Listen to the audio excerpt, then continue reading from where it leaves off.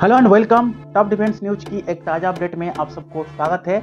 आज की इस टॉपिक में हम बात करेंगे 100 एयरक्राफ्ट मिसाइल 2000 किलोमीटर दूरी पर अटैकिंग ईरान में इजराइल एक्शन की थी पूरी प्लानिंग। 2000 किलोमीटर की दूरी पर करके यहाँ पर दुश्मन के इलाके में घुसकर उसके मजबूत और मिलिट्री ढांचा को उड़ाने का एक न्यू गेम प्लानिंग तैयार किया था इजराइल। तभी तो उसने एक साथ में 100 से ज़्यादा फाइटर जेट उड़ाया और उसको बर्बाद कर दिया है। ईरान के मिलिट्री टारगेट पर यहाँ पर प्रेसिशन स्ट्राइक किया गया है, यानी अब जंग न्यू मोड ले जाएगी, यानी इजराइल की पूरी तैयारी।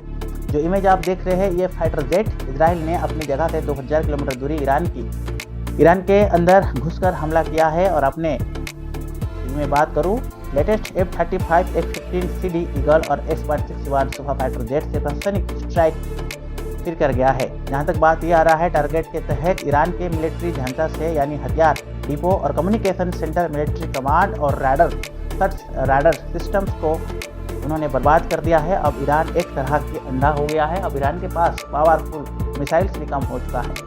वह आसमान से आने वाले खतरे को भाप नहीं पाएगा, जिसके फायदा इजराइल को अगले हमले में भी मिल सकता है। मैं बात करूँ इसी हमले में सीरिया में मौजूद ईरानी रडार पर भी किया गया है। इसके बाद यहाँ पर तेहरान और करज जो अपडेट आ रहा है, तेहरान और करज में एयर स्ट्राइक हुए। इजराइल ने एक साथ में 100 से ज़्यादा फाइटर जेट्स उड़ाए थे और इस हमले के बाद अब इजराइल भी सतर्क है। देखिए इजराइल ने यहाँ पर एक बार में कई सारे टारगेट को हिट किया और ईरान को मारने की समय ही नहीं दिया और ईरान को पता ही नहीं चला कि इजराइल कब इतने टारगेट को हिट कर लिया। ईरान और उसके आतंकी संगठन हमले के बदले फिर से हमला कर सकता है, इसलिए इजराइल अलर्ट पर है। और यह मैं बता दूं फिर अब समझौता हो भी सकता है और इस समझौते में इजराइल ने किसी की हल और हमले में पूरी प्लानिंग कर चुका है। बड़ी बात यह है कि इजराइल को अमेरिका की सपोर्ट मिल रहा है। जहां पर कुछ प्रॉब्लम हो रहा है तो अमेरिका पीछे खड़ा है। हमले के मेन में यदि बात करेंगे, इजराइल ने कहीं ना कहीं अपने अलग अलग बेस से 100 से ज़्यादा फाइटर जेट्स उड़ाया है, जिसमें एक advance F-35 lighting 2 settles fighter jet भी शामिल है।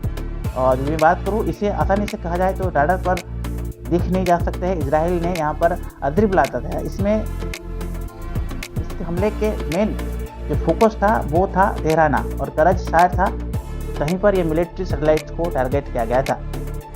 पहला टारगेट था रडार और एयर डिफेंस सिस्टम। इजराइल से इन शहरों की दूरी करीब 2000 किलोमीटर थी। इजराइल का हमला सीधी तौर पर रडार और एयर डिफेंस सिस्टम को उड़ाने वाला था और इजराइल ने वो कर दिखाया है।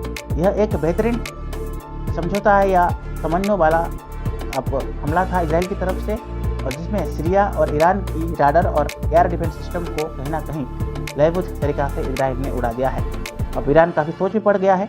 इस दौरान इजराइल ने अपने एक शिफुलिंग विमान और 669 रेस्क्यू यूनिट्स को भी हाई अलर्ट मोड पर तैयार कर दिया था, ताकि उनके नौसैनिक या फाइटर जेट्स को इजराइल हो तो तुरंत ईंधन की कहीं ना कहीं सप्लाई किया जा सके। क्योंकि समटाइम क्या होता है, जब एयर फाइटर जेट आपकी वार करने जाते हैं तो काफ़ी समय लगता है और उसके लिए टैंक फुल करते हैं, और ये भी होता है कि कभी टैंक में आपका फ्यूल ख़त्म हो जाए तो यहाँ पे फ्यूल भर भी सकते हैं।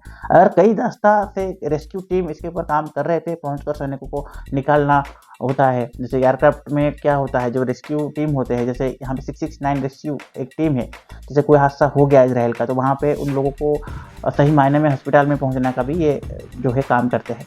इजराइल के रक्षा मंत्री यहाँ पर आयफ गिल्टी और chief of strike fleet general Herzi Halevi ने खुद इस पूरी ऑपरेशन का लीड कर रहे थे, और दोनों तेल अभी भी एक क्रिया बेस पर मौजूद थे, वहीं से पूरी ऑपरेशन को कहीं ना कहीं मॉनिटरिंग कर रहे थे। इजराइल डिफेंस सिस्टम और प्रोटेक्शन एयर सिस्टम अपडेट के तहत इजराइल इसे बचाव और हमले के तौर पर पूरी तरह से तैयार किए थे। ईरान का यमन, सीरिया और लेबनान सब पर कड़ी नज़र रखा जा रहा है।